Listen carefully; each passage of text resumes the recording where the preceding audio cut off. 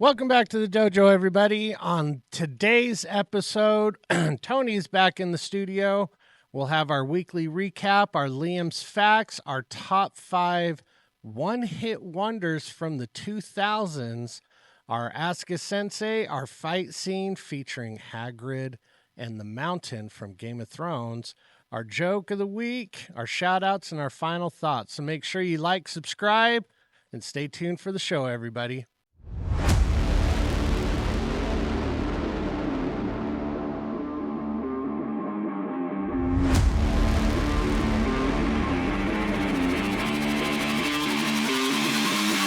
All right, welcome back to the dojo, everybody. This is TruTalk with TruMotion, where a couple of guys talk about how to make the world a better place and hopefully make your day a little bit better in the process. My name is Mark, followed by the back-in studio, Tony. Back-in studio. So how was the concert? Dude, it was concerts. Yeah, concerts. And we had a recording session in there too, which was kind of a surprise. Yeah, we had concerts Thursday through Saturday. 5 total concerts. It was awesome. Nice. And so it was funny because it was a giant patriotic show. Mm-hmm. It's like the whole entire thing was, about, like, we've got a song that we sing about Paul Revere and everything else. We've got a song about George. Little kids have a song about George Washington. It's really funny. We sing a song about, like, the Statue of Liberty and all this other stuff. And a part of the show is honoring military servicemen that are veterans and also active duty service members.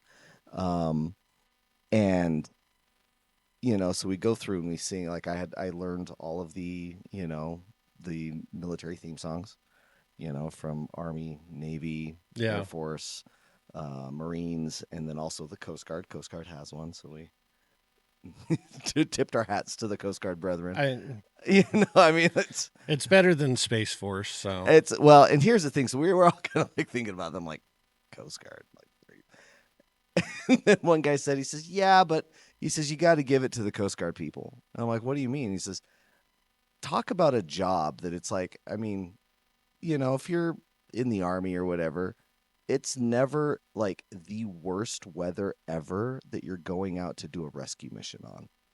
It's not ever like the best weather. It's like, it's not like, it's sunshiny outside and everything else. Just jump in the boat. No, it's like, 50-mile-an-hour gale winds and everything else with, peak speeds of like 120, waves that are 30 feet tall that you've got to save this sinking fishing vessel off the coast of Sitka, Alaska. It's basically the military's version of like water search and rescue. Dude, and they are like...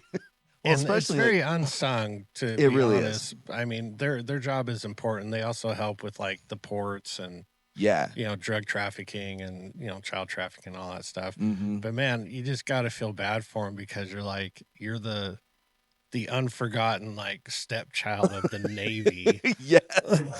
Oh my gosh. Holy cow. Well, it's like they had that one video that went viral, like, of course it was years ago. Yeah. About the submarine that the was guy like jumps on the sub from the boat. Like they're like, it's not like both of them are stopped and he jumps. No. We're at like a solid clip. He jumps from his boat on the submarine, pounding on the top. Yeah. They open it up. He draws his firearm, pointing down at the guy. You could just see the fear. It's like, that is, Iowa corn-fed, beef raised, like American on top with the gun pointed in your face. Yeah. Yeah. I got nothing against the Coast Guard. I just kind of feel bad for them because nobody associates the Coast Guard with the military. Yeah, even though they are. They are, but you're right. They are the redheaded stepchild. Yeah. So we go through, and it's really kind of cool because, and I think it's, military tradition that, when your theme song is sung, like, we would just see people stand up, mm-hmm. like, not at like attention, but like they were like, ready to rock, and we're just like, oh, like in regular clothes. It's their fight song, dude. It's their fight. Oh, dude, heck yeah. Always the Marines. Oh, the Marines, they come out. Always the Marines. they will get up there. They have that moniker of like once a Marine, always a Marine. You gotta love them for it. Yep. Because dude, those young men and women are just animals. There's a reason why they have the nickname Devil Dogs. Yes. Yeah. Oh man. Yeah. And honestly, the Marine song, pretty. Dude, the Marine song's fun. Like it's that was catchy and it's and everybody will know it. Be like, that's the Marine. That's the theme Marine song. Yep. From the halls of Montezuma. Yep. Oh yeah, just awesome. So we're out there and belting it and everything else. We get through all of the songs, and like for everybody that I talked to, they were like, "Oh man, you did such a great job. Like the concert was amazing, but we really kind of miss you. Like we thought you would do the Battle Hymn of the Republic." And I just start laughing. I'm like, "We do." No, you don't. Yes, we do. You just literally weren't paying attention. And they're like, how are we not paying attention in a concert? And I'm like, okay, so you remember the military songs we did? They're like, yeah.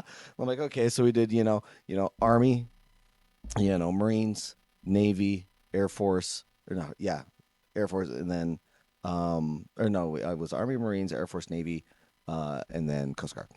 They're like, yeah. And it says, and then do you remember when we have all of the servicemen stand up in recognition of their service that they gave to the country? Yeah. And everybody's clapping. Yeah. We sing there. And they're like, we're singing. What? We're singing the Battle Hymn of the Republic while they're standing. And it was funny because before the concerts even started, our conductor, or the director, Brett, one of the co-founders, he came out and he says, so we're going through it, everything else, trying to make sure we like dot our I's, cross our T's, everything's going to run off without a hitch. And he says, by the way, I'm not concerned on what your notes are on if you know the words of Battle Hymn of the Republic. They're like, nobody's going to hear it. No joke. He says, you could sing row, row, row your boat and nobody's going to care. And I'm like, what are you talking about? And of course, this is before the concerts start. Mm-hmm. Then the concerts start. We have the first one. And it's a Thursday, so it was probably the one day that we still had a lot of seats left in that one. It was like about 3/4 full. And, there was a lot of clapping and stuff like that for that one. I didn't understand what he was talking about until Friday came along at the 5:00 show. That place is packed. It is like, we start off, like we, hit all of the armed forces people. And then we start, everybody rise who's, active and not active service members for recognition, stuff like that. So they all stand up. The whole place like loses it. They're all clapping and everything else. The orchestra dials it up to 11, and the organ is like dialed up to 15. And so we start singing. I'm like, I can't even hear myself. Like with all of the applause and everything else, it was awesome. Yeah. And so I was like, oh, okay, cool. So the shows kept on going on. Well, my parents even said the same thing. They're like, we talked to our friends who were there, and they really missed they missed that you guys didn't do better. I'm like, Mom, we did. No, you didn't, Mom, we did. Like, trust me, I go through the whole story. She's like, you're joking. I'm like, no, I'm not. Like, it is pandemonium in there. That's what happened. And so, oh yeah, but it was great. It was fun. Saturday came along. We had to be there at like 1:30. Yeah, and we're recording inside of Bravenel. And Bravenel Hall's really good to record in, just because they're able to like shut everything down. So you can record in that venue. They've got all the microphones set up. You've got the soundboard set up. Everybody's there anyway. And so I recorded for 3 hours. And then, which is like, I've got a lot of, I tip my hat to, people who do like recordings and stuff like that, because, if you're doing it and you're very, I shouldn't say anal, but I'm going to say anal about making sure that the sound is just right. Like, we worked for 3 hours on one song. One song. Mm-hmm. Man, you guys suck. Yeah. Just kidding. That's what I'm thinking. I'm like, dude, like, are we that bad? No, it's just that the level of quality that, the two brothers, if they're going to put it out there, they're like, no, we're not putting out something that's subpar, period. Even if they go through a recording and everything else. Yeah, I appreciate somebody having a standard and holding to it. And if you've got the time and the resources to do that, like, okay. Yeah. Sure. Yeah. Go for it. Yeah.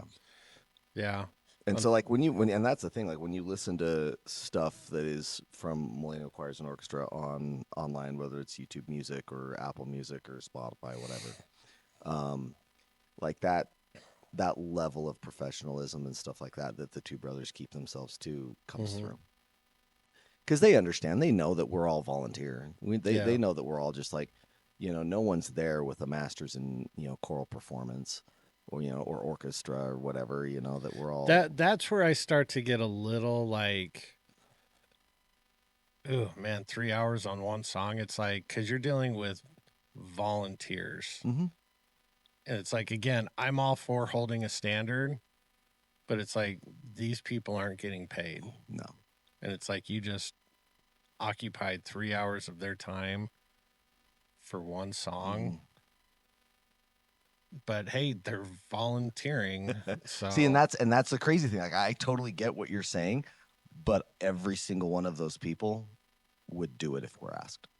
If they're just like, we're going to record one song, it's going to take 3 hours because we've got to make sure that the orchestra's right. We've got to make sure that, that we're getting all of the, like, we get the sound floor check. We've got to make sure that we figure out what's going on here, by way of behind the scenes stuff. And then they stitch it all together. And so, but yeah, every single one of those people that were there would volunteer and say yes every single time. They'd be like, "Oh yeah, dude, I'm in." Wow. Like, you want to record? I'm in. Let's do this. And so, yeah, they've got a level of wizardry about them. Zen wizardry, because let me tell you what. So after the concerts, I just went home and crashed. Yeah. And so Cicely had her choir concert then for her school on Monday. One of the guys that I carpool with down there, his daughter and my daughter are good friends. He comes up to me and I'm like, "Hey, what's up, man?" And he's like, "Dude, okay, so did you feel like you got hit by a bus on Sunday?" Like, a bus? Yes, a freaking bus and a dump truck at the same time. I said, I hurt everywhere. I said, like, even now, like, you can probably hear, like, my voice is still trashed. I said, what did we do? We stood. And sang. If you tell anybody that, like, I am physically exhausted from standing, and singing, they'll be like, are you, what kind of pussy are you? It's like, you need to do some cardio, bro. And it's like, no, like the level of exertion that you have to, like, most people don't understand how much effort it takes to actually sing. Yeah. It takes a lot of effort to sing. And now you're standing for like how long? Yeah. So we got there 1:32. We finished our last concert at 10. So by the time I got out, it was like 10:30. Got home, it was 11. Everybody's like, well, I stand for 8 hours at work. Yeah, but you're moving. Yeah. But if you're standing in one place, one spot, that sucks. Yeah. That really sucks. Yeah. That's why I got a lot of respect for those, like, the soldiers guarding the Tomb of the Unknown Soldiers. The Tomb of the Unknown, and then, like, the Buckingham Palace guards, and like those King's dudes Guard. That literally just stand there. Mm-hmm. You're like, that's hard. Yeah. Like, most people don't understand how hard that is. Yeah. So that's wild. Yeah, well, but it was awesome. It was really kind of cool. Like, it was one of those things that, especially with, the political climate and the temperature that is out there for, that type of stuff. It was very carefully put together. Just put it that way, so that it wasn't like pro one political side, pro another political side. It just needs to be American. It was that's exactly what it was. It was just, and they did that on purpose. Like, they were really concerned with, like, I mean, how sad is that? It is that's because, truthfully, it doesn't matter what you choose to believe. I mean, whether it's this side or that side, I don't really care. Like, we're all Americans. Yeah. Okay. And the fact that we can have those differences is huge. Yeah. Is absolutely huge. And I appreciate people that have differings of opinion. The problem is we've gotten to a point where we can't discuss differings of opinions without ostracizing, making fun, like insulting, downgrading, or just flat out like, I'm not talking to you because of this. Right. And it's sad that we've gotten to that point, and we need to get back to the point of like, hey, you agree with this, I agree the exact opposite, but we can still have a conversation and afterwards still be okay. Right. But yet now we've gotten to a point where, again, both sides are like at fault at this because they both do it, where it's like, well, you believe this, but I don't believe it. So you know what? We can't associate with each other. Even though Exactly. you agree on 95% of everything else. Yeah. But yet that 5% is like, screw you, man. I don't want to ever talk to you again. Really? It's what? Well, and I see it so much, and it's just one of those things that you look at people and you're like, so because that person sits on that side of the aisle, okay, let's use cereal. Someone likes Frosted Flakes, someone likes Honey Nut Cheerios. Okay, one's a bee, no, there's a tiger. Who cares? It's like, well, I like Frosted Flakes. It's like, circle eating losers. You're just like, are you joking? Yeah. Does it matter? Does it matter? Yeah. Does it matter? I mean, I'm to the point with a lot of stuff that's, political, and I used to, and again, I'm guilty. Yeah. Like in the very beginning, I was just like, I would get, all bent out of shape because somebody said one, get heated conversations with people, because you're out there on a crusade to prove people right. And it kind of got to a point with me that I start looking at it with like a different point of view where I'm just like, okay, stop. Is anything I'm going to do going to change what's happening on Capitol Hill or the majority of the people that are in this nation?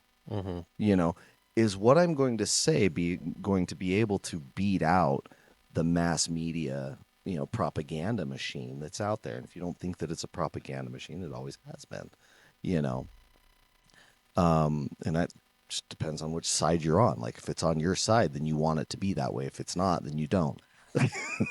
I'm sorry. Yeah. And I just got to the point where it's like, no, like nothing I'm going to do is going to change any of this. My biggest thing is I'm just very pro freedom. Yeah. I may not necessarily agree with the freedoms that you're enacting. Yeah. That's fine. That's absolutely fine. But I believe, like, because if I'm going to be pro freedom, I have to be pro freedom across the board. Yep. I can't just pick and choose. We'll be like, well, I like this, so I'm only going to be about this. Yeah. But that one, no, you can't be about that one because I don't like it. Right. No, I believe in freedoms. And if I believe in pro freedom for this, then I've got to be pro freedom across the board. Yeah, and again, I may not like certain things, but that's okay. Yeah. It's not me. Yeah. So. Well, and that's, 100%. It's like, it's like you've got, just take the First Amendment, for example. I mean, it's the first for a reason. You've got freedom of speech, and you've got freedom of religion, all the other ones that go with it, freedom of press. Well, with freedom of speech, you've got to be okay with somebody looking at you and saying things you don't like. That you don't like. Yeah. Like I'm sure there's things that I've said, to people who watch the, the podcast who are like, yeah, Tony's kind of an ass today. Very well could be, that's fine. It's something that you don't like. I mean, like I really don't like BYU. BYU sucks ass.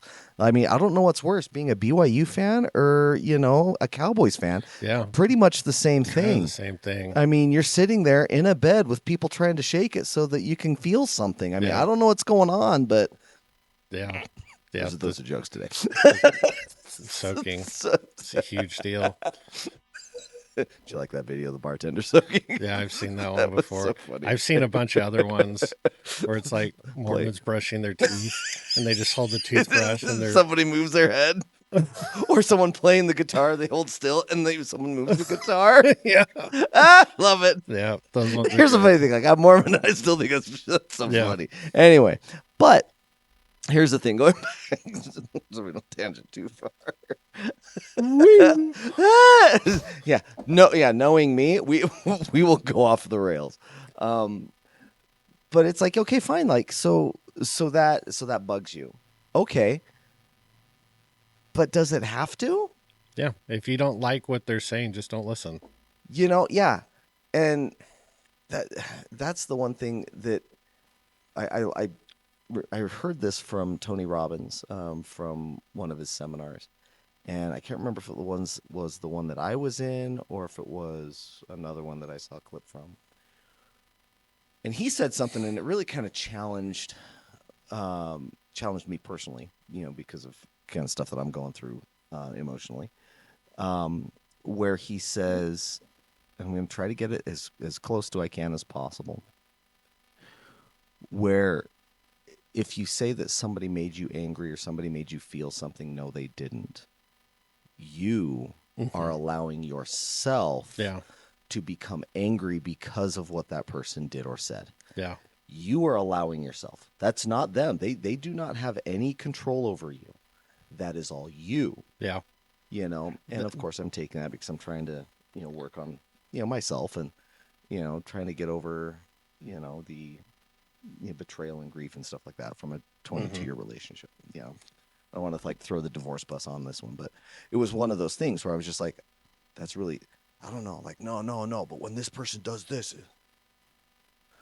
I'm the one that reacts and becomes angry. Yeah, that took me a long time to figure out. But once I figured that out, where you were in charge of your own emotions. Yeah. And I used to assign reasons for why I felt the way I felt, whether it's good or bad. Yep. Be like, I'm happy because this happened. Yeah. Or I'm sad because this happened. It's a lot easier to say I'm sad because this happened, but nobody really correlates the I'm happy because these things happen. Right. It's like, no, be happy because you want to be happy. Right.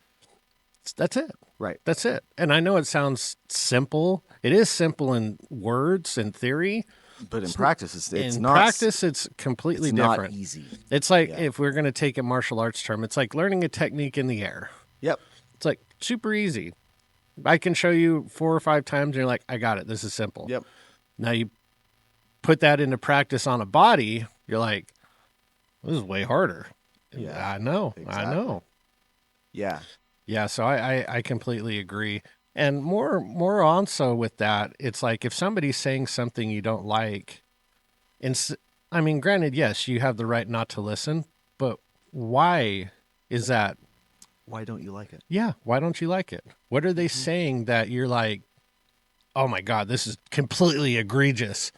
Well, what is it? Mm-hmm. That's almost just as important as knowing why you don't like it. Yeah.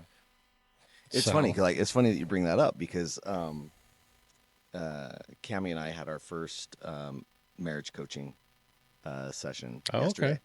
And that was one of the things that, Is that like a class you take before you get married, or kind of? It's like so Okay. you meet with somebody who's generally like they're like a marriage therapist, marriage relationship therapist, and is that coaching's different than therapy. Yeah, I was going to say those are different. They are, yeah. So therapy's more like After the problem is there, the coaching problem's is here. We've to got to prevent kinda, the problem. Yeah, and coaching's like cool.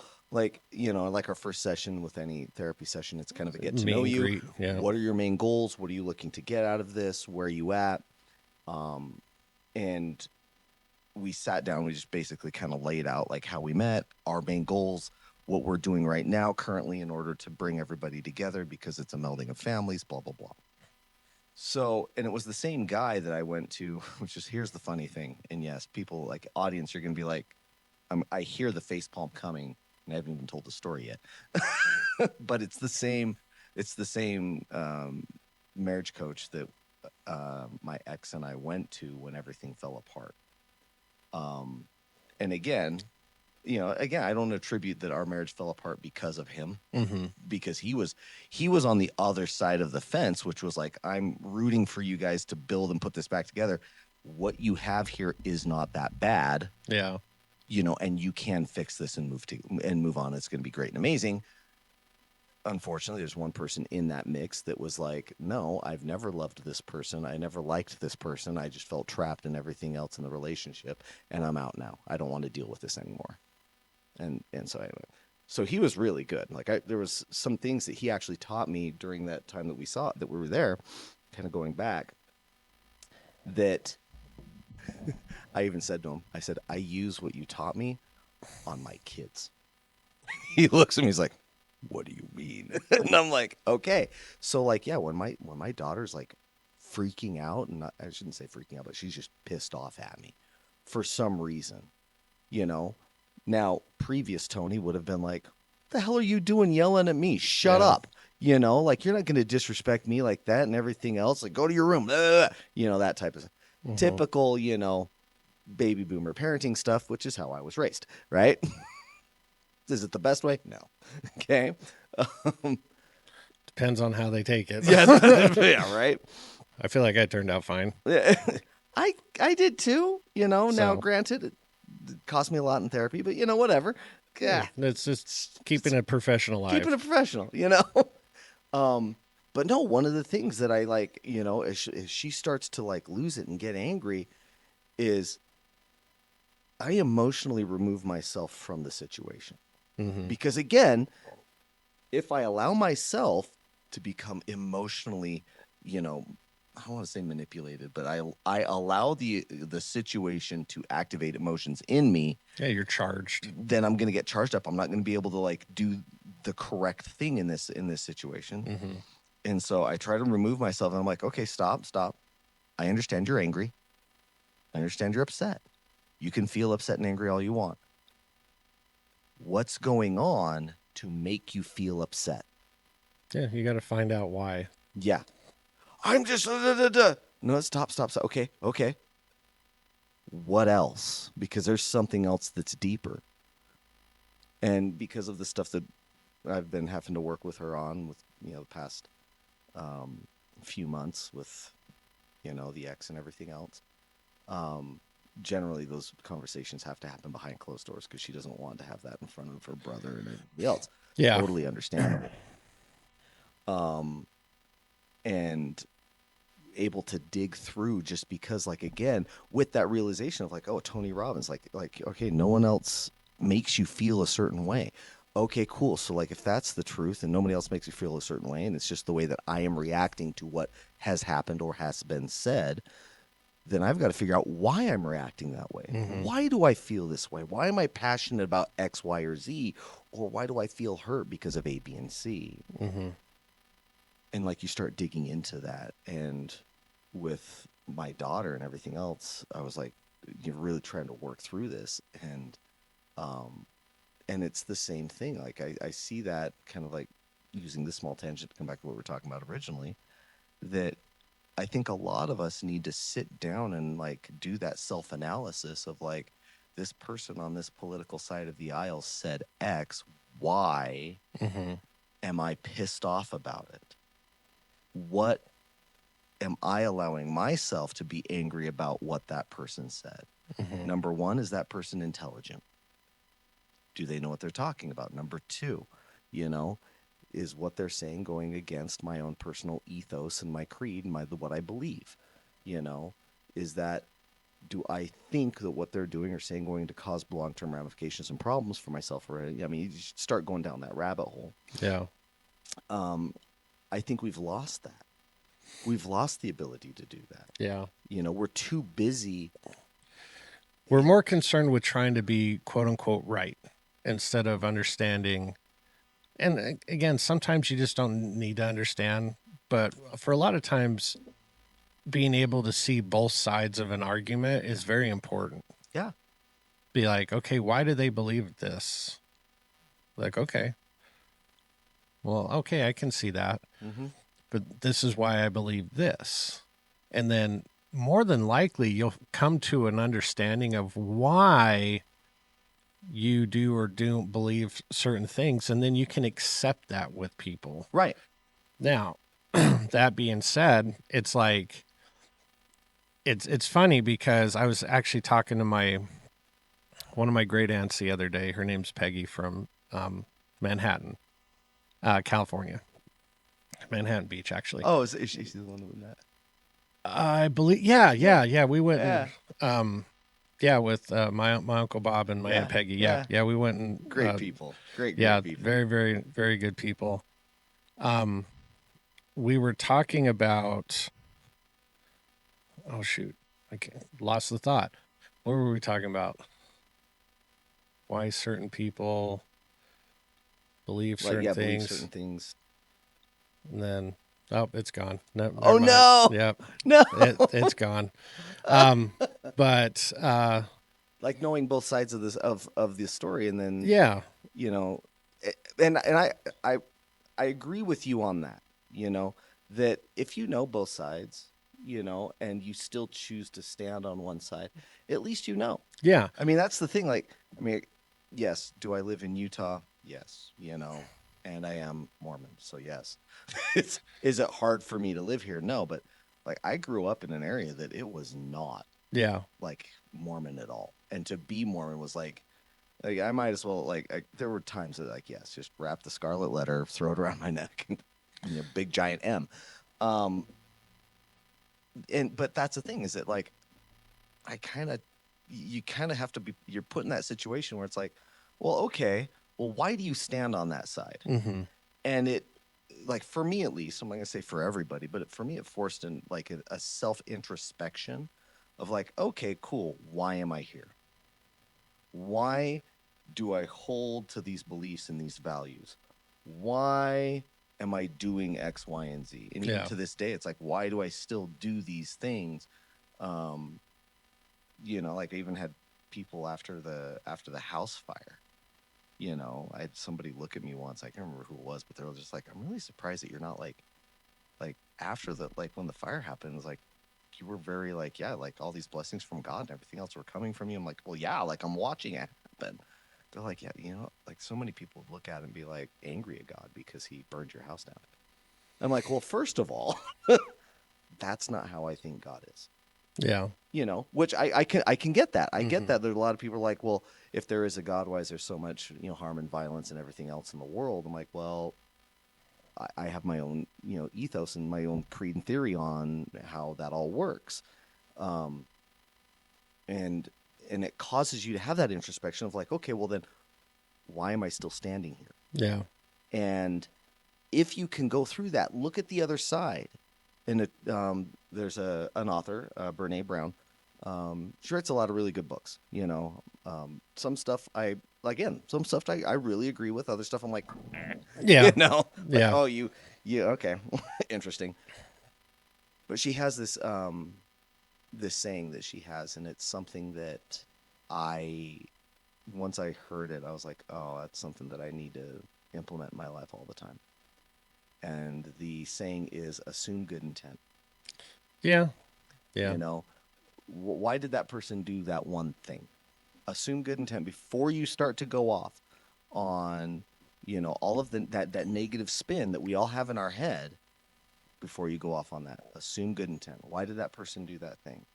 And when it comes to politics and everything else, I think that would be huge for us to sit down and actually okay, before you start politically lambasting one political party or the other, assume good intent. Why do you think they're doing what they're doing on the best intent possible? And I think more than anything, be aware of what you're consuming. Yes. Mentally. Yes. And, and visually. Because, my parents' TV broke about a month ago. My dad was running that thing into the ground, so it's about time it broke.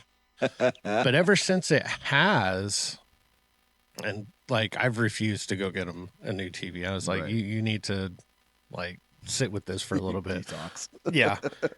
Ever since the TV's been gone, he's a lot happier. Yeah. a lot happier because he's not watching the news. I mean, he's that you watch the news generation because, you know, the news tells you all your information. Mm-hmm. Not necessarily that much anymore. Yeah. But he's been a lot happier. He's been a little bit more active.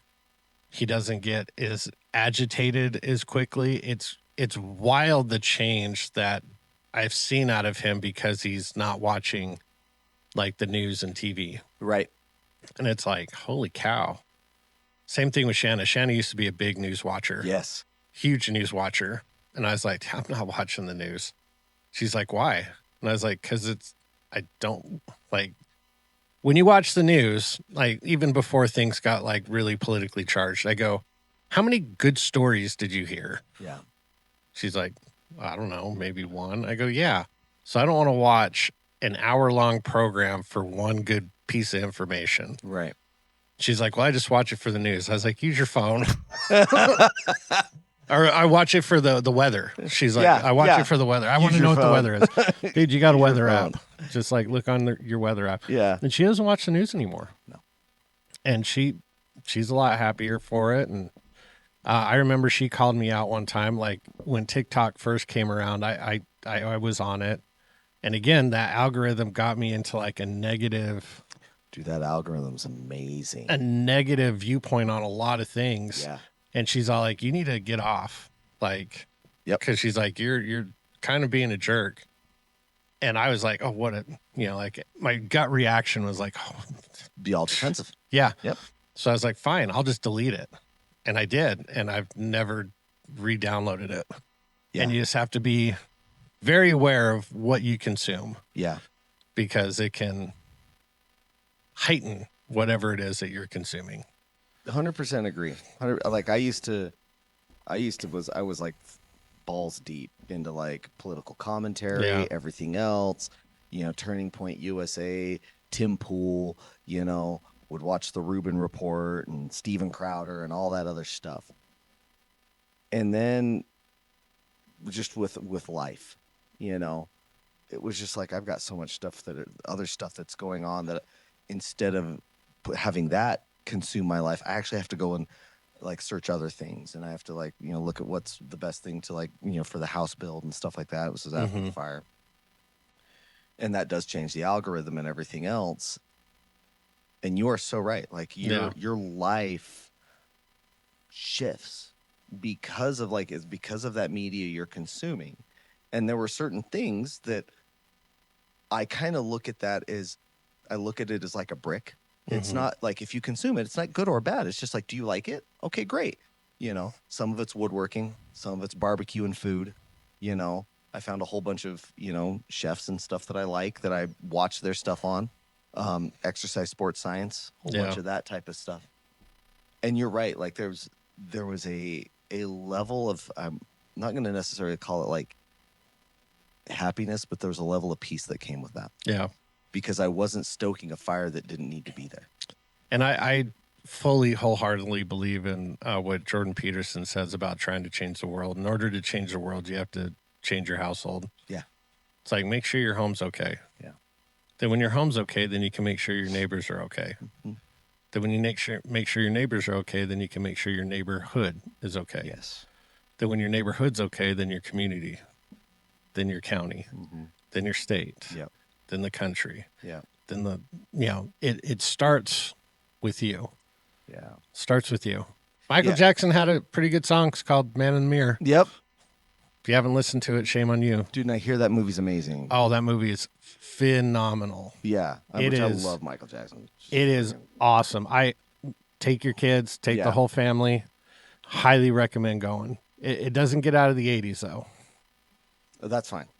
I mean, apparently it does. Like when they made the movie, it went to the trials. Oh, no way. But apparently there was something in the like disclosure or something with the trial, like write out or buyout or something. I don't know, payoff, that nobody could make money or use it for monetary gain after the fact.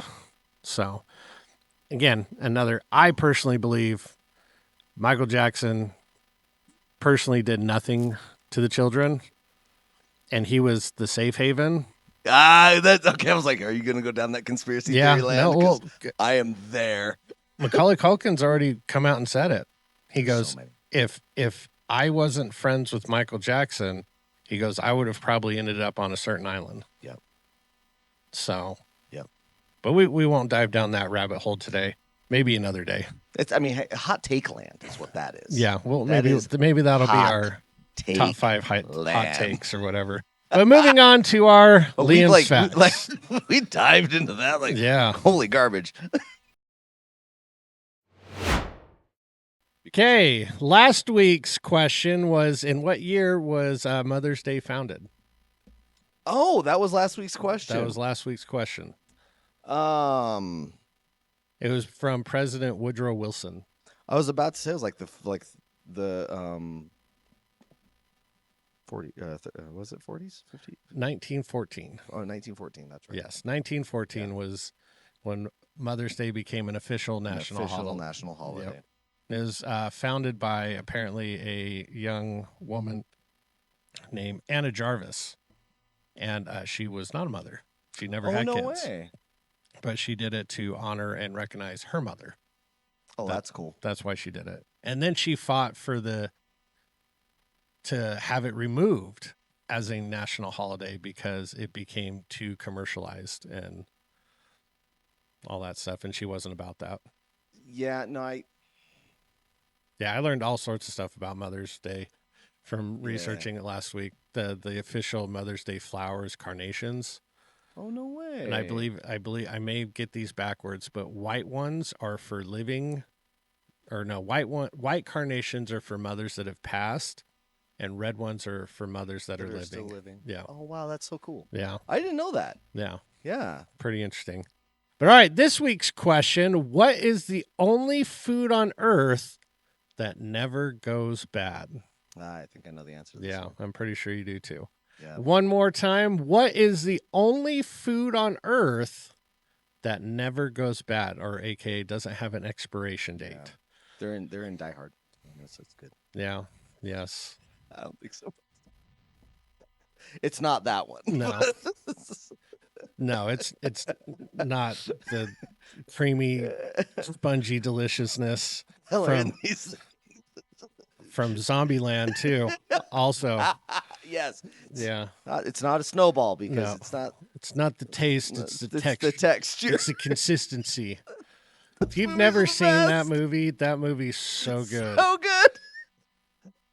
When Columbus starts warming up, he's like, "You're fucking with me, right?"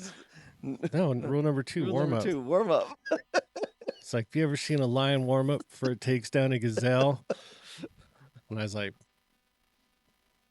no. But leave us your answer in the comments down below or email us at TruTalk Tuesdays. And moving on to a word from our sponsor. Yeah. TruMotion in motion, let's go. Gear up, stand tall, feel the flow. Kicking it strong with the best of the best. Streetwear fresh, put your style to the test. Karate vibes, yeah, we bring that heat. From tees to hoodies, keep it sharp, keep it sleek. T-shirt or hoodie, we got both. Subs for the grind, focus on growth. Stickers and swag, let the world know you rep style. Now let's go. TruMotion merch, yeah, we level up. Style so sharp, got that warrior's touch. Reppin' that swag, flex it, wear it proud. Support TruTalks and wear it loud.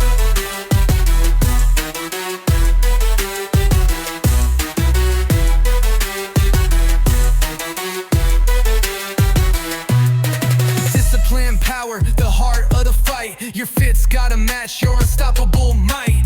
Tigers and dragons, bold on the sleeve. Step in the dojo, they know you don't leave. Oh, step up, don't wait. Rock that fit, let's elevate. TruMotion merch, yeah, we level up. Style so sharp, got that warrior's touch. Rocking that drip, yeah, you own the crowd. Support TruTalks and wear it loud. Yeah, we reppin' strong, no fear, no doubt. TruMotion merch shop is what it's all about.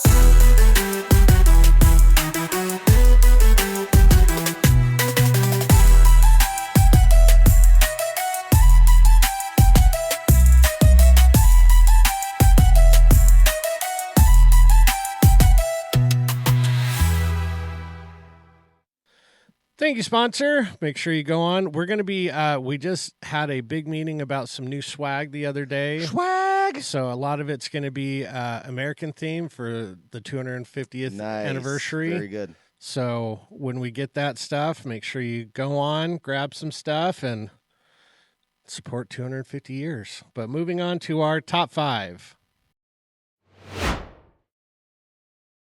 All right, top 5 2000s one-hit wonders. Here we go.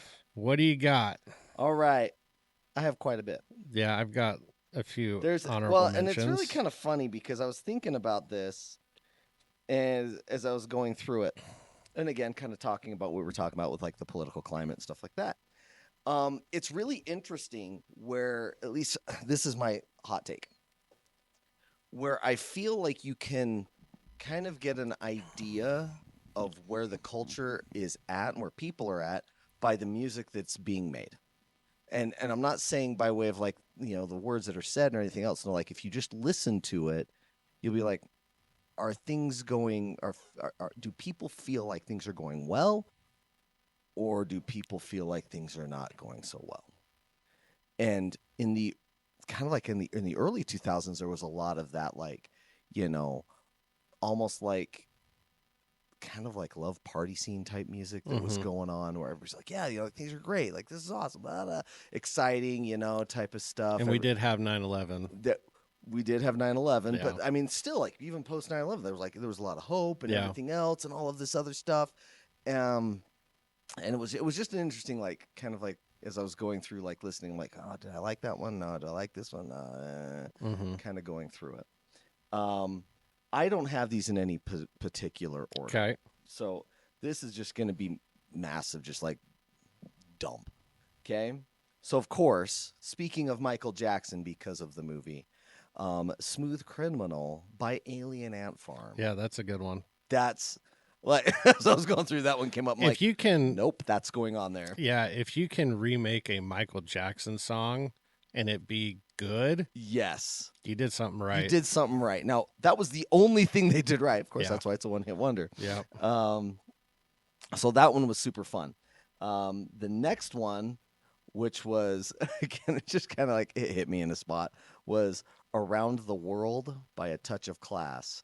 That's the la la la la la. Oh, okay. Yeah. La, la, la, la, la, la, la, la, la. All right. All right. Okay. Another one, Crazy by Gnarls Barkley, CeeLo Yeah. Green, and Danger. Yep. That's a good I one. remember when. Yep, Yeah. that one. That's a good one. Butterfly by Crazy Town. Crazy Town. Watch that one, and it's because it was like one of the main songs for one of the Mission Impossibles. Always like reminds me of Mission Impossible. Really? Yeah. I don't associate it with Mission Impossible. Oh, you don't? No. Oh, yeah. Interesting. Yeah, for some reason I did, and I think it's the one. Like they played it in the trailer a lot, where, and I can't remember which Mission Impossible it was, when Tom Cruise is like free climbing, and he's on the rock and stuff like that. Okay. And so I associate Limp Bizkit because they did the theme song. yeah, that's Yeah. true. But yeah, not Butterfly, but I can yeah. see that. Yeah. Okay.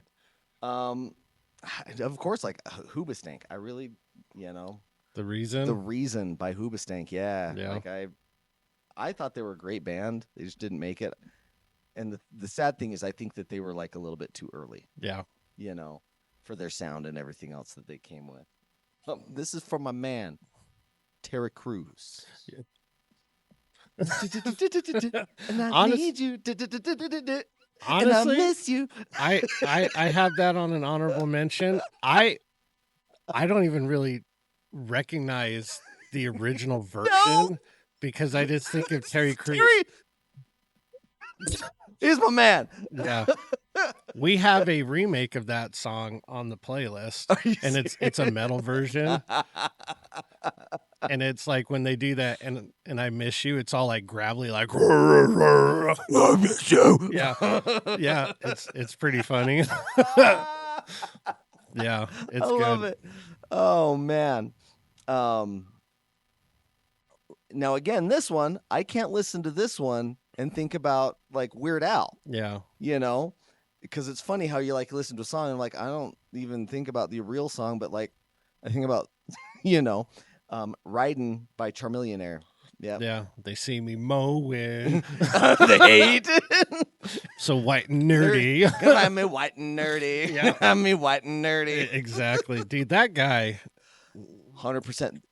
Like, and my, because he's not young by any stretch of the imagination. He's been doing this for 40 plus years. Yeah, he's been doing it for a while. Okay, now granted, he looks great, but there will be a time that Weird Al stuff will stop, and there's no one else. Nope, he's the only one that's he's doing the only it. one, and so, and he's got like a cult following that I want to watch huge. the movie with him and that Daniel Radcliffe. Daniel plays. Radcliffe did. Yeah, I want to watch that. Too.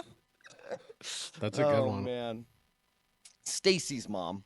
Yeah, It's got it going on. yep. Yeah, by Fountains of Wayne. Is it Fountains of Wayne or Fountains of Youth? Fountains of Wayne. Really? Yeah. I had it as Fountain of Youth. Interesting. And then the Call on Me radio remix by Eric Prides. Okay. Nice. That one, yeah. I was like, I remember listening to that. I was like, yes, I do remember this one. Youth of the Nation by POD. Oh, that's a good one. That is a good one. And It's funny because I didn't think of them as a one-hit wonder because they had Boom also.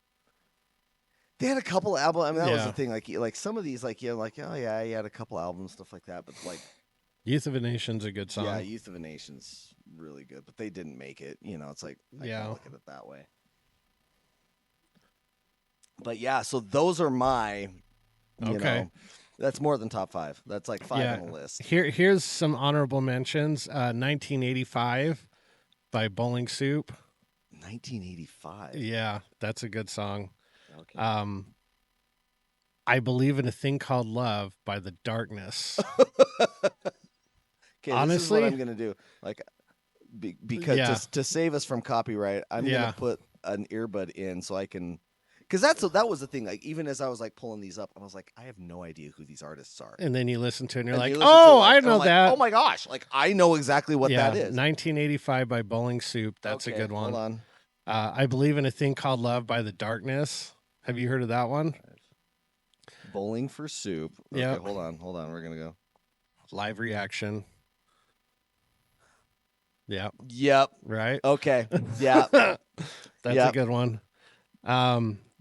You and Me by Cassie, but The Darkness. Once you hear the Darkness song, you'll be like, oh, that one. Because it sounds like a total, and the music video, you think it's a parody, but no, it's them.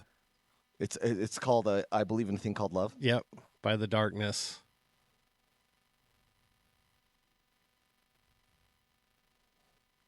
That's a good one. Some ones that you've already said as well. Stacy's Mom, The Reason by Hoobastank. Yep.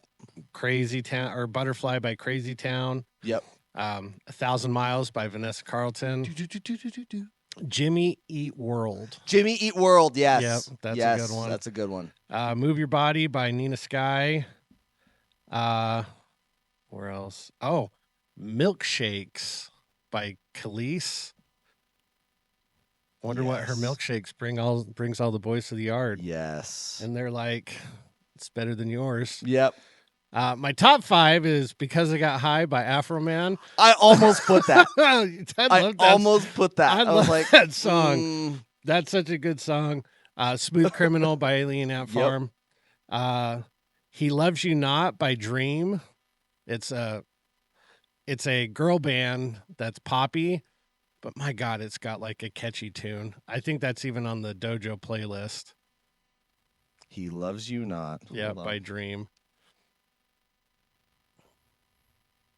Dude, they are like, just to let you guys know, like, I cannot encapsulate more 2000s than this album art. I'm going to show, of course, the audience.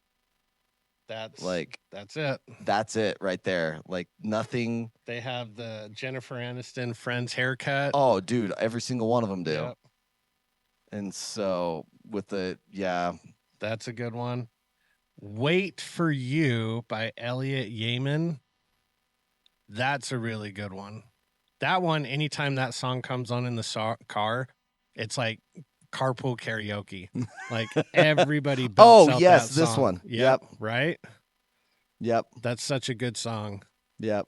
And the last one, Tipsy by Jaquan. Jaquan. Like, but I got a fake ID though. That's such a good song. You looking up Tipsy? Yep. Yes. I got a fake ID though. Yes. Yeah. That's such a good song.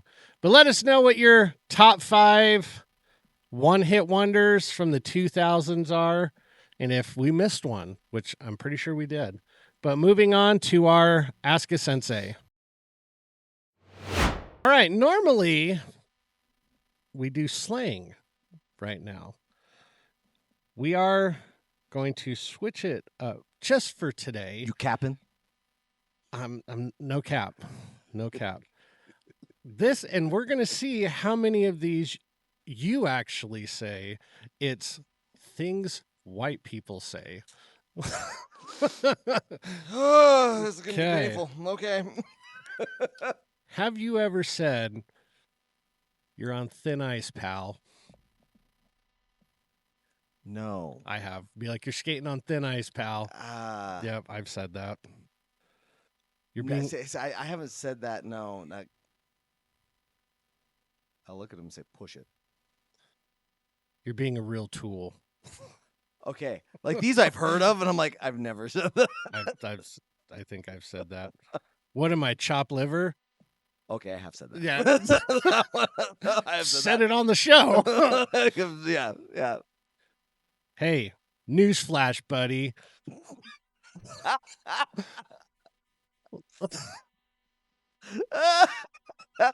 Right? Yeah, Yep. Okay. That's rich coming from you. I have said that. Cruising for a bruising.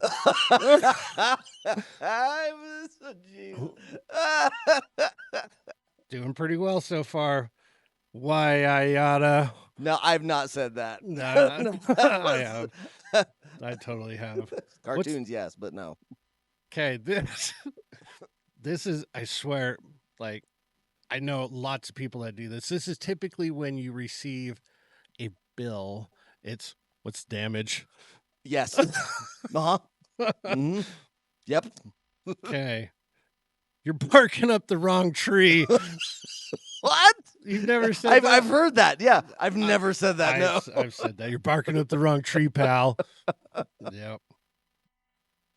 I don't give a rat's ass. Yep. Yep. Yep. Okay. Okay. No more Mr. Nice Guy. No, never said that. God, I must be super white. Get a load of this guy. I have said that. Okay. Oh, brother. Yes. Yep. Yeah. Yep. Or something to the variation of that. Oh, okay. Oh my heavens. You know, something like that. Look what the cat dragged in. Yes. I have said that. Yep. Take it easy, buddy. Take it. Take it. And you take gotta it say easy. it. Take it easy. Take it easy. Yep. Because you see, she is a nun. Just gonna sneak right past you. Yes, I have said that. Let's skedaddle. No, you don't say skedaddle. Yeah. What is? How old are you? Were you born in the 30s? You ready to rock and roll? Yes, I. Here I am yelling about skedaddle. Yep. Like, ready to rock and roll? Let's You ready to go. rock and roll? You're toast. Haven't said that one. I've said you're toast. Yeah, Take a hike, pal. I think I've said like something like that, like a variation of that. Yeah. Hold on to your horses.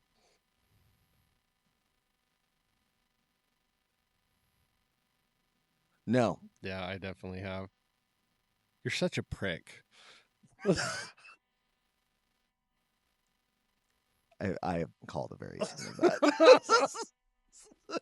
As if. I have said that.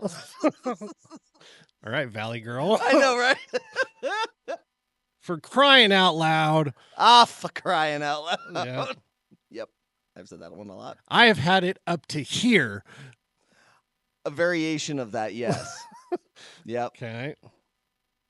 Grinds my gears. No, I don't grade. Shanna says that. Are you serious? Yeah, she's such an old lady. Oh my gosh. Okay, and then, all right, so I swear every white person does this, and let me know. And for our non-white listeners, tell us if you say this. When you go into a restaurant or you get in a line and then you look behind you and it got way longer, do you not say, well, looks like we showed up just in time? Yes. Oh my god. Or like after you've gone to a restaurant and you like sit down to eat and everything else, and then like, oh yeah, eat everything else, you're getting up to leave and there's like a queue out the door. Yep. Oh wow, looks like we got here right in time. Yeah. Oh my heaven. Heavens to Betsy. Hey, good job. We got here right on time, Molly. Let's go ahead and let's go home and check our credit score. You know, I mean, like, exactly. White people say. Yeah, pretty much. The one that I think we should like make normal for white people is, and I'm trying to get it. I will be the one to try to instigate it. All right, sparkle farts, buckle in. We've got chaos to spread. Sparkle farts. I've stumbled onto this TikTok or Instagram rabbit hole of it's people splicing videos together of like this white guy and was like, all right, we need to talk to the Black Council and we want the Black Council to bring back, they say a phrase. Yes. And then it pans to a black guy and he's all like, the Black Council approves, and we counter with white people need to bring back this saying. I'm like, those ones. Those are so good. They're so good. My favorite, and of course it's an oldie but a goodie, and I like it'll come up, I'll still watch it, is when the girl comes out and was like, all of you white men, blah, blah, blah, we just need some black men to like date us. And the girl looks like she's been hit by the ugly bus. Yeah. Black guy comes out. I'm sorry, but the black community has rejected your offer. And you might want to try like the Hispanics. The Hispanics. The Hispanic community has also rejected your application. You may want to go check with the Asians. He's just like, we don't want to do this. You might want to check with. And it's like full circle. Then it comes back to white people. White people are like, hey, we ain't taking you either. Yeah. But let us know certain phrases that certain cultures or races use. It could be even like state, like Utah phrases versus like California phrases. Yeah, there are Utah phrases. Maybe we'll start going into state phrases. Ooh, so, good. But moving on to our next question. All right, question number 2. What do you got for us? So I was actually thinking about this because I try to like go off like weekly inspiration, whatever, like what I'm watching, seeing, everything else. And I was sitting there watching this interview with this person, and I was like, yeah, man, if I could just like, if I ever met that person, like just hanging out with them, with like, that's all I would like. Am I going to sit there and be like, hey, can I have your autograph? Oh, it's like, no, like I think that you're probably a genuine human being, and I would love just to get to know you and be friends, stuff like that. So thinking about that in a martial arts sense, is there someone that you would be like, you know what? I want to hang out with and train with that person that you can think of. Probably right offhand, I would probably go with like just knee-jerk reaction. Michael Jai White. Yes. I would definitely want to hang out with him. Either him or that Jesse Incamp. Yeah. The karate nerd. Mm-hmm. Because one, they seem both like very, very humble individuals. Yeah. Where they're not like, because, you know, everybody's like, oh, Steven Seagal or Van Damme, which I think I love their movies, but I think they're arrogant people. Right. And it's like, dude, I don't want to go learn from somebody that's just going to talk about themselves the whole time. It's like, I want to go and like hear stories about people they've trained with, not the quote unquote accomplishments they've done. Because I already know what you've done. Right. It's like, I don't need you to retell me. Right. Like, tell me something I don't know. Yeah. You know? So I would probably say like those two. Scott Atkins would be pretty cool. Yes. He'd be pretty sweet. Mm-hmm. More so than anything, honestly, I would want to kind of meet and hang out and train with these people just to see size comparisons. Mm-hmm. Because I think Michael J. White's a pretty big dude, but I don't know how tall he is. He's at least 6. Okay, that's At what I least thought. 6. That's what I I'd thought. probably say like 6'1", 6'2". So he's probably about my height, but like just like when you see people like on like shows or videos, Yeah. it's hard to get Yeah. a sense of the size of them, like how big they actually are. Yeah. So, because that was like when I watched him with actually like the whole entire point of this question came up because of a video that I watched him, and it was some other black belt that he was talking about chambering a front kick yeah, and the proper way to chamber it so you don't telegraph, and he was talking about telegraphing and stuff like that. he was probably talking to Jesse Incamp. Was that yeah. And so it was just one of those things where I was like sitting there, I was like, and I was watching it, and again, this is what I like absolutely just love about him is because of the amount of information he can disseminate in the fewest words possible. Mm-hmm. And I think you really find somebody who is extremely knowledgeable about whatever craft they're in when they can do that for you. Yeah, because that's the biggest thing when it comes to like teaching is everybody always assumes that just because you're the most athletic and physically gifted, you know how to teach. Right. No. Now, do you need to know how to do the movements? Yes. But eventually your body is going to wear out and you can't do certain things that you used to. Yeah. And I always look at like Customato with Tyson. Mm-hmm. Yeah. Could Tyson Just wipe kill the him. floor with Cuss? Yeah, he could. But he listened to him because he knew a lot more information than Tyson did. And he knew how to drill and prepare and explain it to him. Yeah. So, like, did you ever, speaking of Michael J. White, did you ever see that video when he was on the set of Blood and Bones with Kimbo Slice? Yes. That's such Yeah. a good video, too. And again, explaining a jab. And it's something that Kimbo Slice knows. Yeah. It's not that like Kimbo Slice like I'm just big and they just want me because I'm big and I'm Yeah. you know. And it's Like, like he was a fighter like, already. he was like a street fighter too. So Yeah. he kind of had to know a lot of that stuff, and like and again, like I think there's a lot of just inherent natural humility with Michael J. White, and I think a lot of that comes with the fact that he knows. Mm-hmm. He's like, I know what I'm talking about. Yeah. And I don't have to prove it to you. Yeah. You know. And that's how I feel about Jesse Incamp also. Yeah. Yes. I mean, the fact that he travels around the world to train with other styles and other instructors, which he could be considered a master himself. Right. I mean, just says everything you need to say about him. Yeah. And like, I'm very much for learning and being around people that know they don't know everything, Mm-hmm. because I know they know a lot, but yet the fact that they're still trying to, you know, stretch their own thought process on how certain things are done Yeah. and how movements are and trying to refine them. And, well, this is the way I've done it forever. This is how we're going to do it. And it's like, no, Right. Right. no. That's why I'm really glad that we're making updates to our information, and which, before you leave, we've made some modifications to the 8-point blocking system. Yeah. No, I Yeah. was there when we talked about that with And we've Master Ducati. And we've kind of tweaked the counter strikes too. Oh, good. So, yeah, the fact that it's taken like already 40, 50 20 years years in my personal training Yeah. to finally be okay with making changes, because I know that someone's not going to beat me over the head because I'm making changes. I finally feel good about it. Yeah.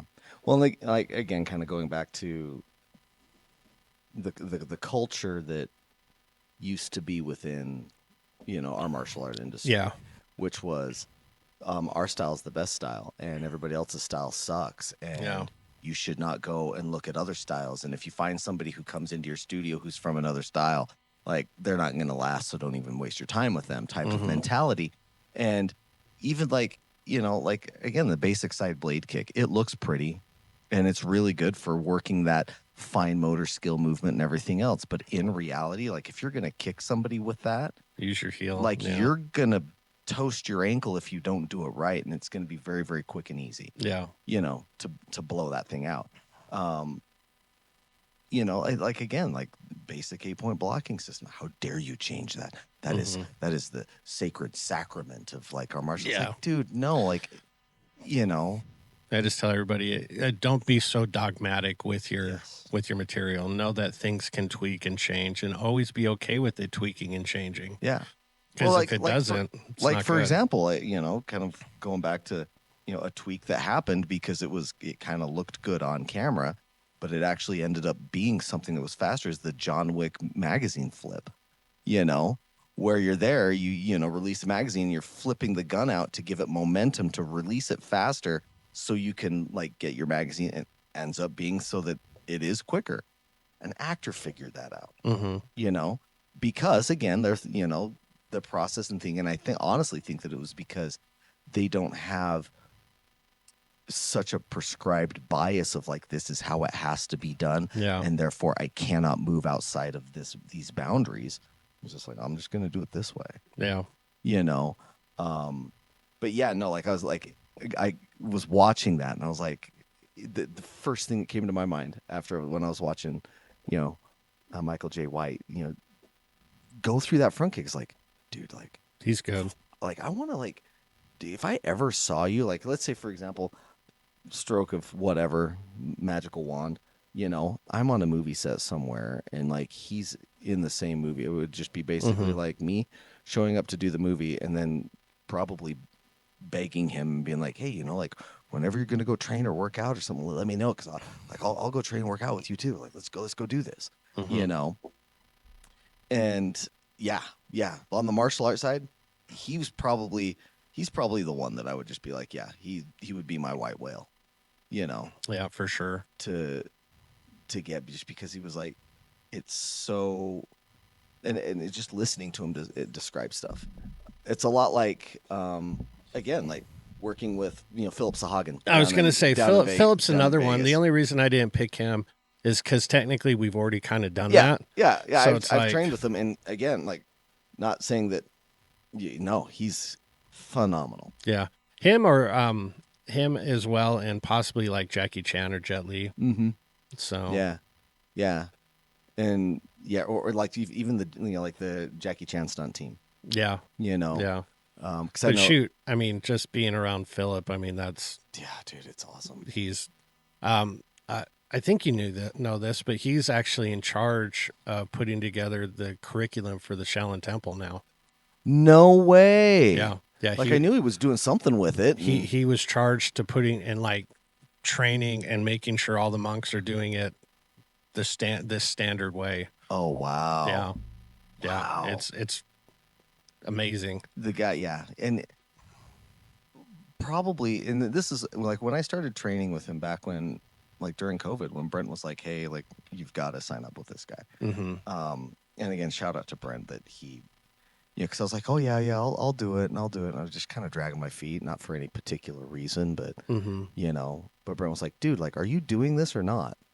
And I was like, "Okay, fine, I'm signing up right now," and after training with him and seeing how his teaching was and everything else, it was such a paradigm shift for me of like, oh, this is really how I should be teaching. The old way of, the United Studios way, I should say, because that's how I learned and everything else. I was like, I'm not doing that anymore. Yeah. And that changed, like we were talking about, like, understanding that, like, oh no, like things can progress, things can evolve into something better. Yeah. And not only did I enjoy it more, but there wasn't that, I kind of hate to say it, but that ego that was there. Like, I'm Sensei, blah, blah, blah. It's like, who freaking cares? Yeah. Like, I showed up, like, dude, Philip didn't wear like a uniform at all. Like sometimes it's like workout shorts or like a tracksuit. Yeah, when he was here, he just wore his like zip up Yeah, K1 jacket. yeah, yeah, and And it he's just like, said coach. yeah, and it just says coach. Yeah, Yeah. and you're just like, okay, like yeah, that the coach is that title. It's like, yeah, like I'm the one that's kind of running things. Yeah. And it's like, but beyond that, it's like no one knows what he really can do. Yeah, everybody You gets know? so Oh my wrapped up gosh. and concerned with like, oh, I've got to have this many stripes on my belt. Nobody cares. No. Nobody cares. It's like, I remember there used to be a school. The school's still around the area, but I don't think they market this way anymore. I remember walking by it, and on the front door, it had a list of the instructor's accomplishments. Oh no way. Yeah. It was like this undefeated Mexican grand champion, this undefeated lightweight, blah, blah, blah champion. And it listed all of his quote unquote accomplishments on this like resume on the door. And I'm just thinking, dude, what an arrogant ass. It's like nobody cares if you're this champion or that champion. It's like, can you teach my 5-year-old? Yeah. I don't care. Yeah. I don't care if you have the title of this. I don't care if you have the title of that. Can you teach my 5-year-old? Mhm. So It was like Brian Tracy or Kiyosaki or you just go down the list of Yeah. business people and they will all tell you like you want to be good at business, find something that someone needs or wants and then try to give it to them. yeah. Like no one cares about who you are, Yep. But- But moving on to our next question. All right, question number 3. I already know this, and I've asked this to previous people, but I've not asked you this. Are you a collector, and what and why? Now, remember, we only have like, So, you know, okay, 20 I'm out. minutes. It's a great show, Yeah, guys. Great yeah. show. I'm going to kind of. yeah. So give us a few of your Oh, my God. collectibles. So, okay. Before the Fire Nation attacked, Yeah. I was actually working on having like a solid, really solid gun collection, Mhm. and it was great because I could run that, expense, quote unquote, through the business and everything else because You can still have one. I can still have one, but like this way, I'd actually have to pay for it and not run as an Yeah. expense. So, Did you you didn't lose them, did you? no. Well, Okay. and I don't have a safe. Oh, okay. And so if I were to have any guns, like I'm kind of, that's one thing that I think you should have. Like if you have a lot of guns, you should have a safe to Yeah. stick them all in. And I still have, like boxes of stuff Mhm. at my previous residence, just because where I'm at right now, I don't have a lot of room. But the current thing that will probably put me on the list of like, oh, so you're just going to be a virgin forever, right? Yes, is cardboard, magical cardboard. Yeah. So, yes, I have a lot of like not. I mean, for me, it's a lot. Like I look at it and I'm just like, what the hell are you doing? Mhm. But it is Magic the Gathering. Is Magic your big collectible? That is the one. Yeah, that is probably the biggest one I have right now Yeah. post fire. They have this thing called Secret Lair, which is I almost want to say like it's a monthly or quarterly special set that they come out with. Mhm. And they're like specific cards, and sometimes like they are associated with a certain set that is coming out, but the amount of cards that are going to come out are just those that are in the Secret Lair, and generally it's like $200 to $300 for this set of cards, and the things go nuts when it's like a desired set that comes out, Uh-huh. where you have to like, you're waiting in line for the queue, you're trying to get like your order in time, so that you can make sure that at least you'll get something. And there's a lot of times on certain sets that have come out that I'm like, I didn't get in line in time and I missed out on the set, Yeah. or the website crashes.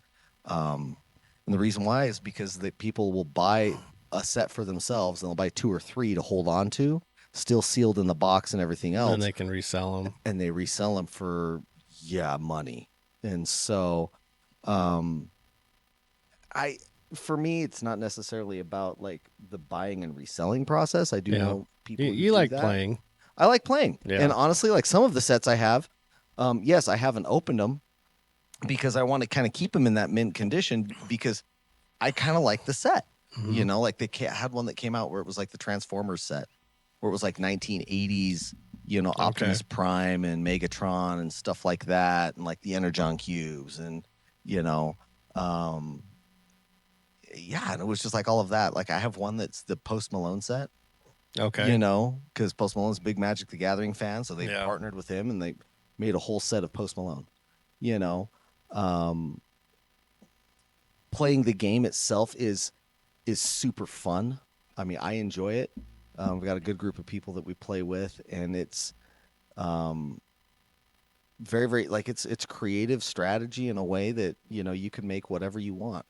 You know, there's different like they have different you know subcategories of the decks that you can make. Like one of them is called the Group Hug, where your deck is just there to help out everybody else at the table. Okay. And sometimes like that's for a selfish reason. By helping out all the other people at the table, you're helping yourself, and then that's how you win, is by helping everybody else at the table. You know, there's what we call recursion decks, where your main objective is to kill your creatures as fast as possible, because by doing that will activate other you know properties and stuff like that. But it's super fun. The artwork on the cards is super cool, you know. So that is one that's the one that is the biggest right now. That's the biggest. Yeah, that is where my money goes. Yeah. Unfortunately, I don't have a lot of money, so that's where it all goes right now. The second would probably be, especially right now, would be cookbooks. Cookbooks. Yeah. Okay. Yeah. Yeah. So, and it's not like, they've got to be cookbooks with recipes that actually work. You know, like it's not just like, you know, whatever, you know, YouTube guy just made a cookbook and whatever. There's certain YouTube people that I do have their cookbooks because I have made their recipes in the past. I'm like, wow, that actually works. And then I got their cookbook and made a whole bunch of stuff out of their cookbooks. I'm like, yeah, everything in there works really well. Nice. But that one probably started off with the, of course, was years ago. There's a culinary school called the Culinary Institute of America back east, and started off with their that's what they call it, their professional chef, and it's like this 800-page. So you're textbook. Associated with the CIA. The CIA. That's Yeah. right. Yeah. Started off with that one. They have a baking and pastry one. They've got a chocolate and confections one. And I've got every single one of those. And because they are textbooks, they are textbook prices too, which sucks. Really? They're textbook prices? Yeah. Damn. Yeah, like that's something I've never understood without going off too far. Why is it textbooks at a university bookstore are outrageously expensive? No idea. And then you go to the bookstore and buy something very similar, and it is a fraction of the cost. Yeah. Yeah. Don't know. Like, and that's the crazy thing. Like, yeah, you know, like the cookbooks that I could buy, you know, yeah, they're like $20-$30. A brand new CIA book was like almost $200. Yeah, it's ridiculous. You know? Now, granted, like by way of, I can look at it by way of the amount of time, like, because again, once you, like for the professional chef, I understand why it's that much. And a lot of it is because of the amount of information and material that is in that book. It's not just like, oh, it's a book of recipes. It's like, no, like, here's how to properly set up your kitchen. This is, you know, like we'll go over, you know, like beef fabrication. We're going to go over chicken, poultry fabrication. We're going to go over fish fabrication. And we're like to, you know, teach you how to like, how that all works. We're going to go over, you know, the ratio, the golden ratio of like, you know, for bread making and stuff like that. And this is kind of how it works. And this is the, you know, dough temperature and raising temperature. Like they get into the deep down nitty gritty stuff. And the reason why they do that is because they look at it by way of, we're teaching professionals to go out in a world, and we want to make sure that you have everything with you to make it repeatable, and you can replicate what you're doing every single day, no matter what. Yeah. And I get that. I get that. And also the fact that the volume that they sell, I mean, they might sell like 2,000-3,000 books a year, maybe, whereas, like Josh Weissman, like I have his book, super, super fun book, both of them. And, he'll probably sell, I would almost say like easily 200,000-300,000. Yeah. Another one, she's Italian, he's an American. It's called Pasta Grammar, their channel on there. Their cookbook's super good because she's from Calabria, which is the toe of Italy. And all of their recipes, like, because I started to kind of look it up beforehand, everything that they have is legit, from what I remember being over there. Nice. So, those two things. So what are yours? We don't have enough time to talk about mine. Yeah, like guns, knives, just weapons in general. Yeah. And like superhero and anime collectible stuff. I mean, shoot, just above the gym, all the helmets. Yeah, all of your instead of plants, it's hats. Oh, it's Bumblebee. Oh, it's Magneto. Eagle stuff. Yeah. I mean, shoot, it's a lot. If you talk to my family, they always make fun of me because I got flashlights everywhere, and I equate that to my grandpa. Right. So, yeah, until we need them, and then they're like, "Oh, it's a good thing we have flashlights here." I'd be like, "Oh, huh. I wonder why." So, yeah, I have a problem collecting stuff. Jordans, I love collecting Jordans. Yeah. My goal is to get all of them. I don't have all of them, but I have a few. Yeah, too many. It's a bad habit, but yeah, I have a lot of stuff. And then you have Shanna who collects nothing, which is fine because then it's more room for my stuff. Right. So, geez. Because you always have to have someone that collects things and someone that doesn't. Because if you both have collectibles and they're not the same thing, it's a problem. Yeah. So. I mean, well, and that's the thing. Like with, again, not to constantly throw my ex under the bus, and this is not going to be me throwing her under the bus. She was really good at de-junking. Yeah. If she didn't like touch something in like a year or 2 years, it was like, it's going to DI. Yeah. It's going to DI. Like, she would like get frustrated because I would have like a shirt from Disney that, I bought back when we were first married and stuff like that. And she's like, you never wear that shirt. Like, yes, there's a reason why.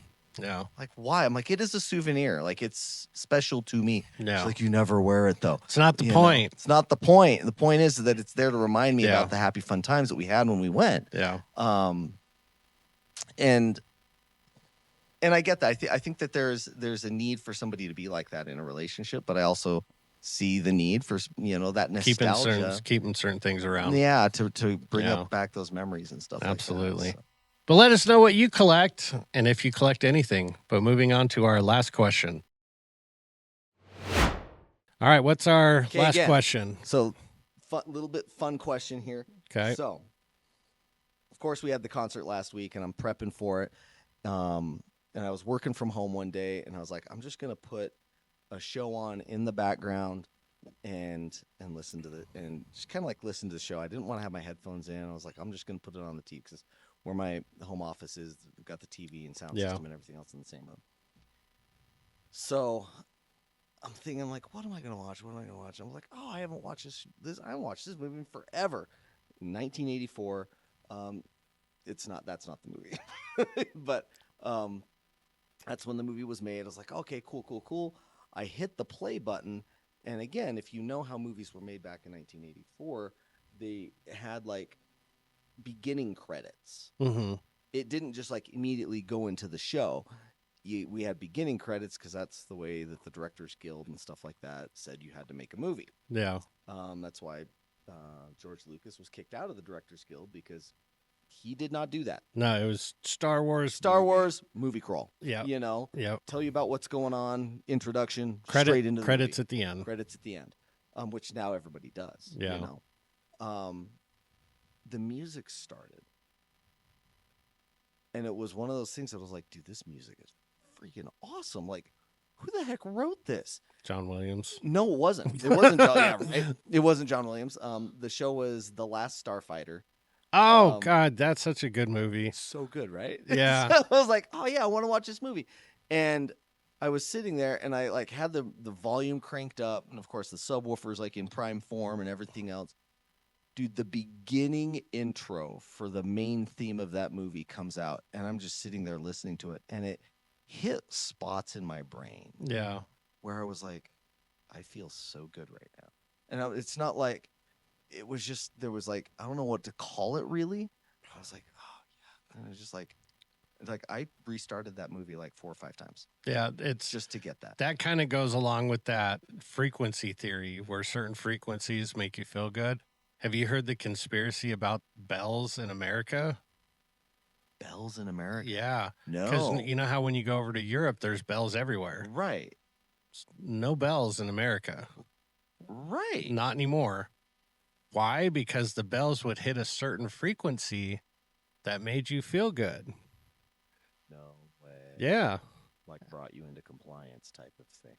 Or not necessarily into compliance, it just made you feel good. Like you were happy. You were, but yet they took them. Why are there no bells in America anymore? Right. Like obviously, you know, we had them at one point, the Liberty Bell. Yeah. And, you know, the Centennial Bell. Yeah. So we used to have bells everywhere. We had church bells. Uh-huh. Now you don't hear church bells anymore. But why do you hear bells in other countries? Another one for you to go down this weekend. A little rabbit hole to go down. Wow. Yeah, but I mean, I was thinking about that. I was like, and again, like, so when I went to the concert, that was like my hype up music. It was like the beginning intro theme of The Last Starfighter.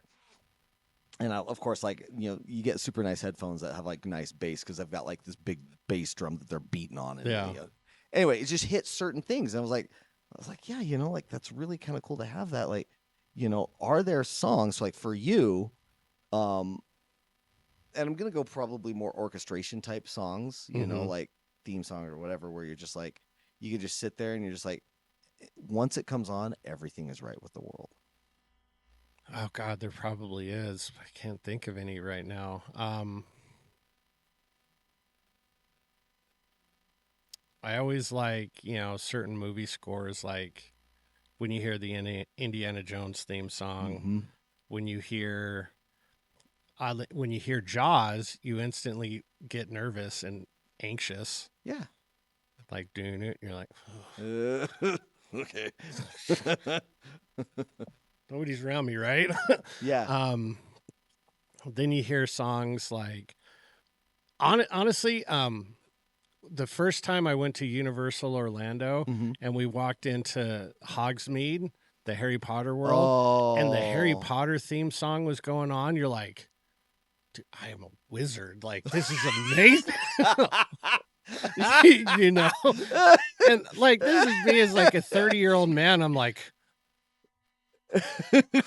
so magical. You know? It's like the meme of that little kid who has the gloves and yes, and runs right into the window. Boom.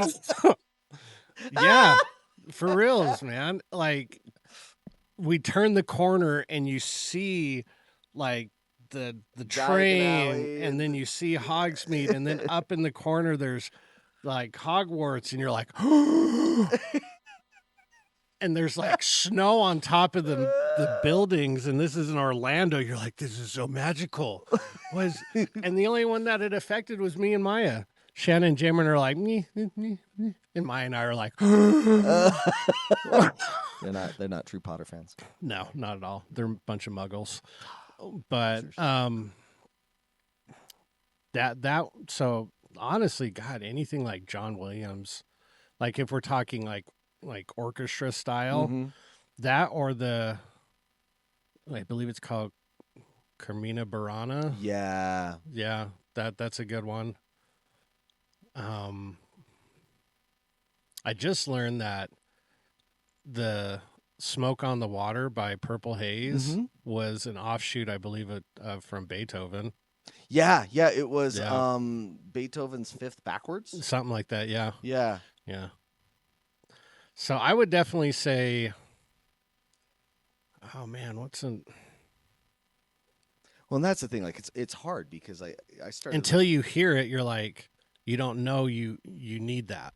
dude. Well, yeah, and it's and I kind of started like again, you slip down that rabbit hole. I was like, man, this is so good, and so I would choose just like on YouTube Music, like the theme of that, and then like it would just start pulling up themes of other movies and stuff like that. And you're like, oh, okay, that one's good. And then there's others that I'm just like, oh no, this is like really good too. Like.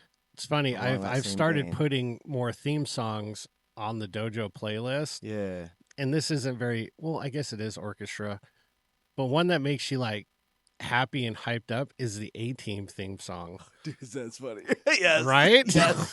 The bum, ba-dum, bum, and you're like, Dun dun dun dun dun dun dun. yeah, exactly. Bum, ba-dum, bum. You're like, hell yeah, let's go to war. You're like, I love it when a plan comes together.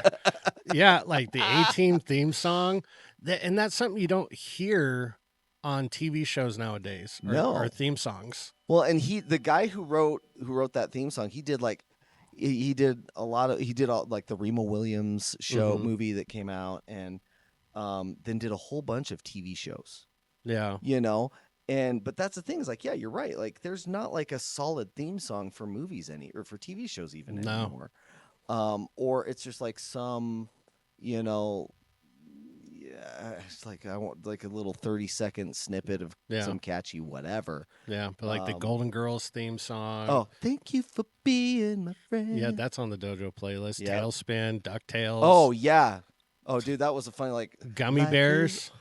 Gummy bears Yeah. bouncing here and there and Yeah. Uh-huh. So. Yep.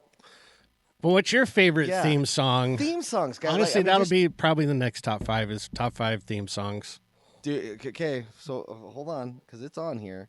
It's on. Like I've listened to it so much that now It's part of your favorites. it's part of my favorite list that it comes up, and we will probably outro to, Yeah.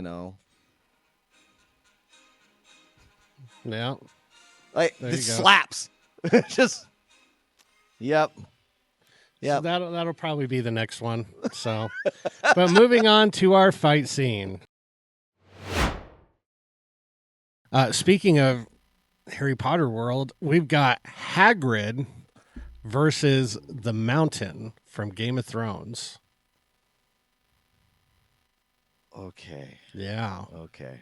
That one's gonna be rough. this it's a lot harder than you might think. Yeah. Okay, so we got round 1, Hagrid versus the Mountain.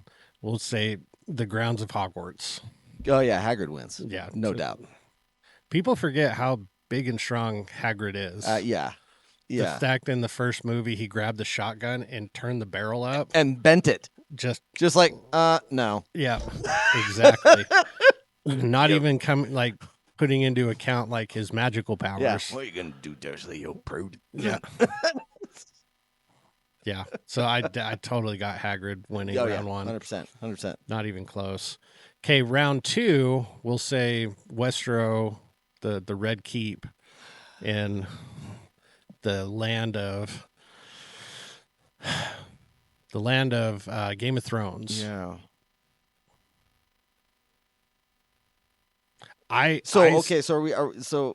Yes, okay, so like in Game of Thrones, we'll remove the magical ability. No, they still have magical he abilities. still has magical abilities. Well, because there's magic in Game of Thrones. That is true. So Hagrid That would is have true. magic. And he would also have his, like the all of the benefits of being a giant. Yeah, I've got Hagrid. Hagrid's gonna destroy him. I got I'm Hagrid sorry. in Westeros as well. I think it'd be a good fight, but the fact that Hagrid can still use magic. Yeah. Yeah. And, he gets along with all these crazy creatures, so he'd probably befriend a dude. dragon. Oh yeah. So, he does in the Harry Potter series. Yeah, he does. So, Norbit. Norbit. Or Norbit. They took Norbit. Oh, looky, he recognizes his mummy. Oh. Yeah. It's so good. That's such a It good. is such a good. But I got Hagrid winning in Westeros as well. This is where I feel like round 3, no powers, no weapons, just hand-to-hand combat. Hand-to-hand combat. I'm still gonna go Hagrid, and the reason why is this: for sheer strength and ability. Mhm. Okay. Okay, so we remove the fact like they can't use magic, can't do any of that because, of course, the mountain can't do it either. And you got so many like positive properties of just being a giant that he doesn't have. Like, don't get me wrong, the mountain's freaking tough as hell. But yeah, I'm gonna go with the mountain in this for the only factor of he trains fighting. that's true. That's true. the only reason. The fact that he would be the smaller one in the conflict Right. would obviously benefit Hagrid, but the fact that Hagrid doesn't train to fight, I would think the mountain skill would be a little bit better. Right. But overall, I've got Hagrid winning 2-1. Yeah. So Yeah. it's not as close as I thought it'd be. So I was all like, oh, this would be a good match. And I started thinking about it. I'm like, dude, Hagrid would wipe the floor with him. Yeah. So I got Hagrid winning. Yep. Who do you think would win, Hagrid or the mountain? But let's move on to our joke of the week. Well, I've got 2 jokes. Okay. One of them is, what do you call a flock of crows or ravens? Flock of ravens. Flock of ravens? Yeah. It's a murder. It's a murder. What do you call it when there's just 2? It's an attempted murder. It's an attempted murder. Yeah. That one was from Kyle. Okay. Now, from here, we're going to do, did you know that if you poop in an elevator, it'll take your shit to another level? Yes. Yep. Yes, I do. Okay. So because of course, we had our concert and everything else, there are certain instruments that you can just make fun of, Just don't do it when Laney's here. It's the viola, right? It's the viola. Violas and trumpets, you can make fun of those. Laney plays the viola. She doesn't take too kindly to those jokes. But she's not here, so she's not here. So you can say it. Like one of them is what burns faster, a violin or a viola? The viola, because they don't take it out of its case. There you go. Yeah. A guy pulled up and he forgot his handicap placard that goes on your car. So he just decided to open up his viola case and put it on the dash. That's rough. Why don't you ever invite trumpet players to a party? Why? Because they don't come in on time and they can't find the key. Yikes. What's the difference between a violin and a viola? What? The viola burns longer. The viola holds more beer. You can tune a violin. How do you know a viola is better than a violin? Well, so we all know that a viola is better than a violin because it burns longer. But why does it burn longer? Because it's still in the case. There you go. But moving on to our shout-outs. Keep going. All right, any shout-outs you want to give anybody? I will give shout-outs to the entire production crew for MCO, for Millennial Choirs and Orchestra. Shout-outs to all of the people who came in and saw us. If those of you were out there, came and saw me, great job. Thank you. Yeah. Also, shout out to the servicemen and women out there, currently serving or, who are done, retired, everything else. Yeah, next week. Next week we won't do the top 5 theme songs. We'll do a military theme. Yeah. For Memorial Day. Yeah. So, but yeah, shout out to all the service members and absolutely. Yeah, shout out to that. I mean, it was such a great thing that, like, I'll be honest with you. Like, there was a couple of times that, it was hard not to kind of get emotional. Yeah. With the respect and the admiration that people had for the people who go out and serve. And, even though you just might be like, well, all I did was like, I just had an office job in the military. It's like, dude, logistics matter. Yeah. Logistics are what. Well, the fact that help you win you wars, took so. away time from your life to serve, that's always doesn't go unrecognized, or at No. least it shouldn't. It shouldn't. So, Yeah. But shout out to all the service member. Moving on to our final thoughts. Any final thoughts you want to leave the people with? So yeah, I'll kind of bounce back to the original conversation that we had in the beginning. Is assume good intent. Yeah. Like you look at the other person's point of view, because it'll help you understand where you're at. Yeah. Not only assume good intent, but watch what you fill your brain with. Yeah. Be careful too. with the That content that too. you consume. Make sure your content you're consuming is enhancing you, not destroying you. Yeah. So, Yeah. but thanks for kicking it with us this week, you guys. Have a great week, and we will Yeah. see you next week for our memorial show. Yeah, it'll be good. All right. Take care, everybody.